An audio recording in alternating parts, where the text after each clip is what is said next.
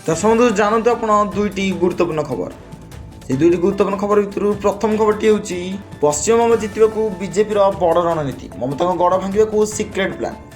पश्चिमबंग विधानसभा निर्वाचन पर बीजेपी प्रस्तुत कर बड़ प्लान। बिहार निर्वाचन में सफलता पाइबा पर दल एवं पश्चिमबंग को 5टी जोन रे भाग कर निज संगठन को आहरी अधिक मजबूत करने को प्लान प्रस्तुत कर एमतीक 6 राज्यर 12 जन वरिष्ठ नेता बेंगल पठे दल सेठार संगठन को किभली आहरी अधिक सुदृढ़ कर से नहीं सबकि कथबार्ता सरी 12 जन नेता भितर 6 जन संगठन मंत्री थिबा बेले आउ 6 जन सहायक नेता एवं मंत्री अच्छा।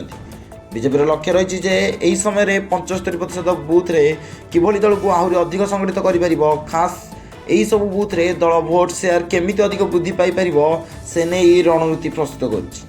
उपेन्द्र यादव को बंगलार दायित्व पश्चिमबंग में पद्म फुटेबा एथर बीजेपी उपेन्द्र यादव को दायित्व देती बिहार मुख्य निर्वाचन प्रभारी भाव में दायित्व दी त्रिपुरार पूर्व मुख्यमंत्री और लोकसभा सांसद विप्लव कुमार देव को सह प्रभारी भाव में दायित्व दी किंतु उत्तर बंग रही खास प्लान। उत्तर बंग बीजेपी बेस गुरुत्व रखे कारण यह पश्चिमबंगर 294 विधानसभा आसन भितर प्राय 54 आसन यही अंचल रही नेपाल भूटान और बांग्लादेश को सीमांत को लगी रही यार गुरुत्व बेसी तेणु उत्तर बंग को अख्तियार करने बीजेपी बूथ स्तर में यार संगठन को मजबूत करने पर विशेष ध्यान देती। जोन रे दार्जिलिंग जलपाईगुड़ी कूचबिहार अलीपुरदुआर मालदा उत्तर एवं दक्षिण दिनाजपुर भली जिला अंतर्भुक्त। यह जिलागुड़िक राज्यर मोट अंशर 20-25% अटे। 2021 निर्वाचन में बीजेपी एठारे 40% अधिक आसन जीति तेणु एथर दलर लक्ष्य होची यार भोट अंश 38% 44-45% को वृद्धि करवा।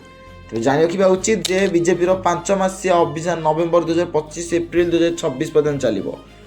यह रणनीति बिहार मॉडल पर आधारित जो ग्राम चलो हिंदू भोट एकत्रीकरण और कल्याणकारी योजनार प्रचार भली ग्रामीण कार्यक्रम अंतर्भुक्त। प्रधानमंत्री नरेंद्र मोदी और गृहमंत्री अमित शाह प्रचार नेतृत्व नेबा सहित निर्वाचन रैली और साधारण सभा डिसेम्बर में आरंभ हो। प्रथम खबर जान रखिए एवं जान रखु द्वितीय खबरटी हूँ इमरान खान हत्या विषय कल्पना जल्पना भितर जेल माने जेलर कले बड़ खुलासा।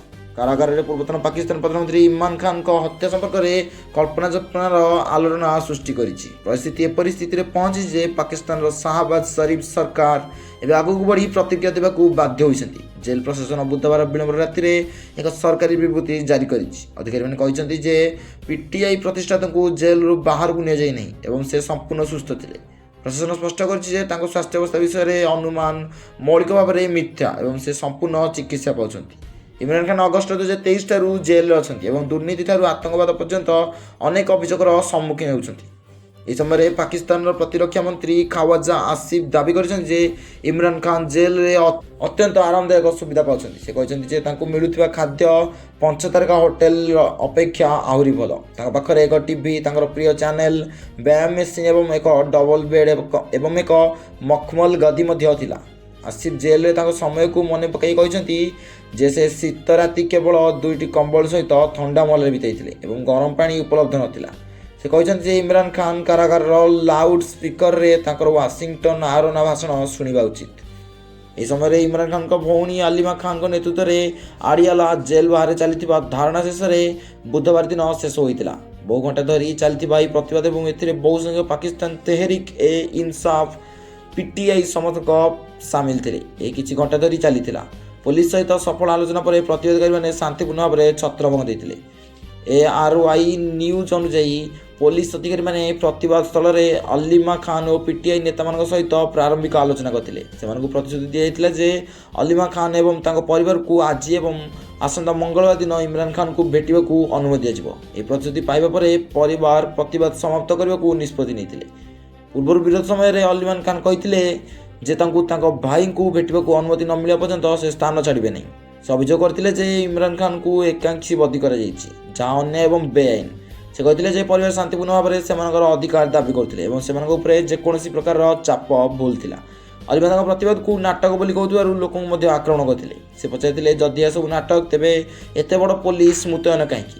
से कहते प्रशासन चाहिए गिरफ कर भयभूत कर तेज आज दुईटी खबर आम देखा अन्य न्यूज अपडेट सहित रोज नमस्कार जय जगन्नाथ जय हिंद।